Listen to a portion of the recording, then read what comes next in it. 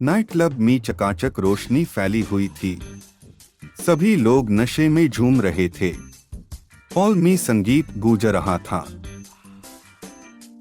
Sam और नितिन भी नशे में थे। वो वहां बैठकर बातें कर रहे थे और डांस करती लड़कियों को देख रहे थे।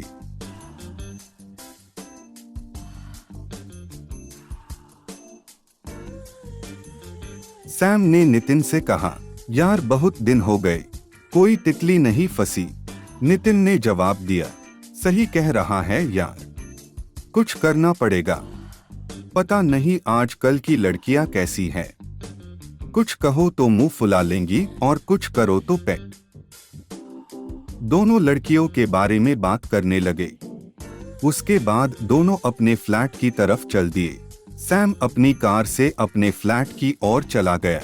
सैम मेट्रो सिटी में रहता था। उसके पापा बहुत बड़े बिजनेसमैन थे। पैसों की कोई कमी नहीं थी। फिलहाल सैम राजनगर में पढ़ाई कर रहा था। वहाँ एक फ्लैट में रहता था। वही नितिन उससे मिला।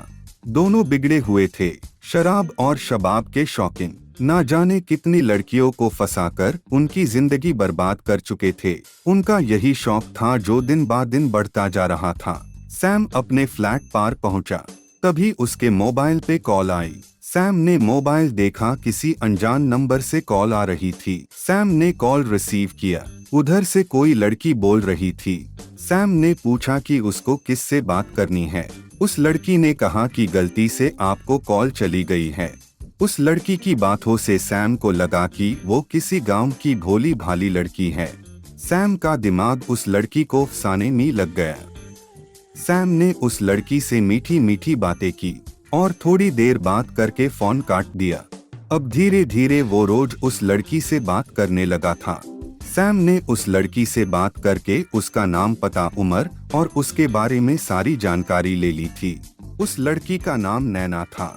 कुछ दिनों बाद जब सैम को लगा कि नैना पूरी तरह से उसके चक्कर में आ गई है, तो उसने नैना से मिलने को कहा। थोड़ा ना नुकुर करने के बाद नैना उससे मिलने को तैयार हो गई। सैम ने नैना से मिलने की जगह फिक्स की, जो नैना के गांव के पास की ही कोई जगह थी। सैम कार में सज धज कर नैना से मिलने निकल गया।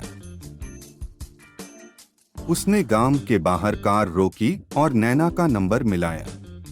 नैना ने फोन उठाया और कहा कि वो पास के ही एक बाग में है। उसने सैम को वहां आने का रास्ता बताया। सैम उसके बताए रास्ते पर चलकर बाग में पहुंचा। वहां पर उसको नैना खड़ी दिखाई दी। सैम नैना के पास पहुंचा और उसको गले लगा लिया। सैम ने नैना से प्यार भरी बातें की और उससे शादी का वादा भी किया। नैना ये सुनकर खुश हो गई। फिर सैम ने नैना से कहीं घूमने चलने को कहा। नैना ने कहा कि उसको घर आने में देर हो जाएगी, लेकिन सैम ने जिद करके उसको अपनी कार में बिठा लिया। कार से सीधा वो अपने फार्म हाउस पहुंचा। फार्म हाउस पहुंचकर वो नैना को कमरे में ले गया और कमरे का दरवाजा अंदर से बंद कर दिया। नैना थोड़ा डर गई और सैम से वहां से चलने को कहने लगी, मगर सैम कहाँ मानने वाला था। वो नैना के साथ जबरदस्ती करने लगा। नैना विरोध करती रही, मगर सैम ने उसकी एक ना सुनी और आखिर वो अपनी मनमानी करके ही माना। नैना के साथ जबरदस्ती करके सैम ने नैना को उसके गांव के बाहर छोड़ा और वहां से चला गया। वह अपने फ्लैट पर पहुंचा और नैना के नंबर को ब्लॉक कर दिया। 2 दिन बाद उसके मोबाइल पर किसी अनजान नंबर से मैसेज आया। सैम ने मैसेज देखा तो उसके होश उड़ गए। वो एक वीडियो मैसेज था जिसमें वो नैना के साथ रेप करता दिखाई दे रहा था। अभी उसका होश संभला भी नहीं था कि उसी नंबर से एक और मैसेज आया, जिसमें लिखा था कि सैम, मेरे पास तुम्हारे ऐसे और भी वीडियोस हैं। सोच रहा हूँ इंटरनेट पर डाल दूं, मगर मैं नहीं चाहता कि कोई शरीफ आदमी बदनाम हो। इसलिए तुम बस 5 लाख रुपए लेकर शहर के बाहर एक खंडहर है, वहां आ जाओ और कोई चालाकी मत करना। कल शाम अकेले। बस इतना ही लिखा था।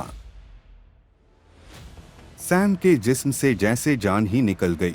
वो सोच रहा था कि कौन हो सकता है जो मुझे ब्लैकमेल कर रहा है और उसने वीडियो कब बनाया। दिमाग काम नहीं कर रहा था, मगर क्या हो सकता था। उसने जल्दी से 5 लाख रुपए का इंतजाम किया। अगले दिन शाम को वो खंडहर के बाहर पहुंचा, मगर उसको कोई दिखाई नहीं दिया। थोड़ी देर बाद वहां एक लड़का आया जो उसकी ही उम्र का था। उस लड़के ने सैम से कहा, पैसे ले आए सैम।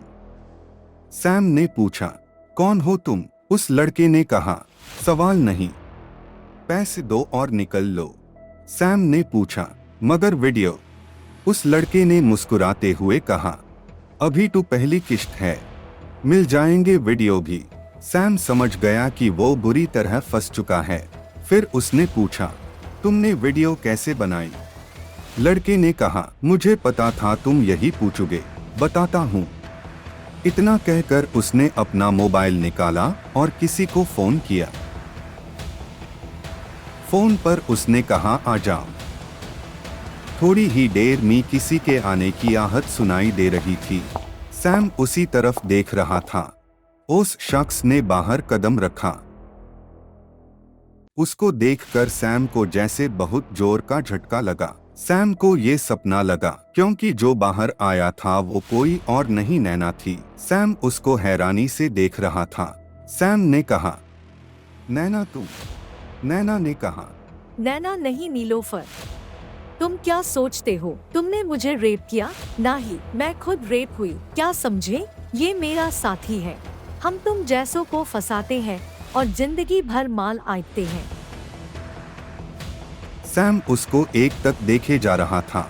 नैना ने कहा, तुम सोच रहे हो हमने ये कैसे किया? सुनो, ये मेरा दोस्त नाइट क्लब में तुम जैसे लोगों की कुंडली निकालता है, फिर मुझे बताता है। मैं किसी भी तरह उन्हें फंसाती हूँ। जब इसने तुम्हारे बारे में बताया कि तुम पहले से ही हरामी हो, तो मैंने तुम्हारे फोन पर कॉल किया। तुमने तुरंत ही प्लान बना लिया मुझे फंसाने का, मगर तुम ये नहीं जानते थे कि उल्टा तुम ही फंस रहे थे। गांव की लड़की की एक्टिंग इसलिए की जिसे तुम्हें मुझे फांसने में आसानी हो, और देखो मैं कितनी जल्दी फंस गई। तुम जब मुझे अपने फार्म हाउस पर ले गए थे, तभी से ये हमारा साथी तुम्हारा पीछा कर रहा था। मैंने चीखने चिल्लाने की एक्टिंग की और तुम्हें लगा कि तुम रेप कर रहे हो, तभी इसने हमारी वीडियो बनाई और तुम्हें भेज दी। और कुछ? सैम चुपचाप खड़ा रहा। नैना ने कहा, चलो पैसे दो और अगली किश्त के इंतजाम में लग जाओ। सैम ने कहा, मगर मैं इतने पैसे कहाँ से लाऊंगा? नैना ने कहा, हमें पता है, तुम्हारा बाप बहुत अमीर है, वहाँ से ले आना। पैसे देकर लुटा पिता सैम वापस अपने फ्लैट की तरफ चल दिया। वो सोच रहा था कि मैं नैना को ठग रहा हूँ, मगर नहीं, ठगाटू उसको गया था।